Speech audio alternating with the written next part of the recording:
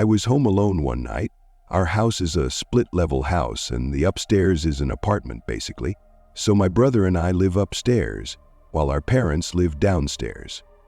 It was a weekend, and I was staying in. It was rainy outside, so my friends didn't really want to do anything. I spent the night watching scary movies in my room. Paused it while I went to grab a snack in the kitchen. I went to the pantry closet, grabbed a box of crackers, and then heard a sound from downstairs, which I dismissed as nothing. I noticed the backyard motion light was now on, and then I heard some sounds from downstairs directly below my bedroom. It sounded like the back door being closed, said Bruce Pritchard, the lawyer who was there with his daughter at the time. My room is directly above the back door to the house on my parents' floor. The walls in this house are paper thin. You could hear a pin drop from downstairs. Easily heard someone downstairs, and when I paused the movie, it became more obvious that I was hearing footsteps. I texted my family group chat, asking who just got home.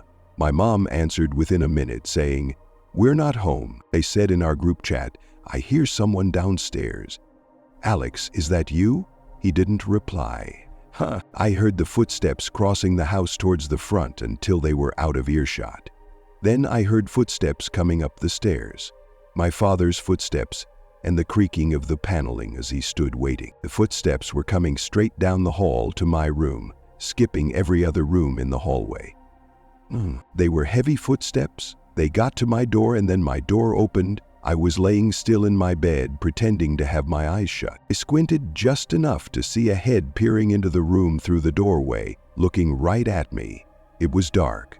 I could only see the person's eyes. Stood at the doorway, watching for what felt like forever, as I laid there pretending to be asleep.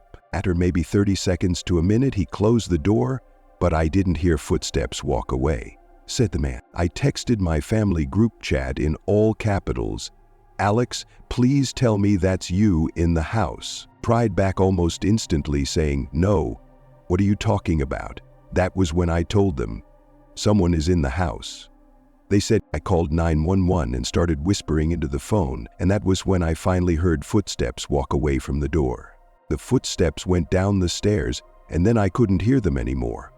I was told to stay on the line with the dispatcher until help arrived. There was a knock at the door downstairs about 5 minutes later, so when the dispatcher told me I was good to go down to let the police in, I did. The 2 police officers who arrived looked through the whole house with me, checking every closet, under every bed. It was determined that the house was clear, and they left, but nobody would be home until the next day, so I had to get through the night alone. A little while after the police left, the backyard motion light turned on.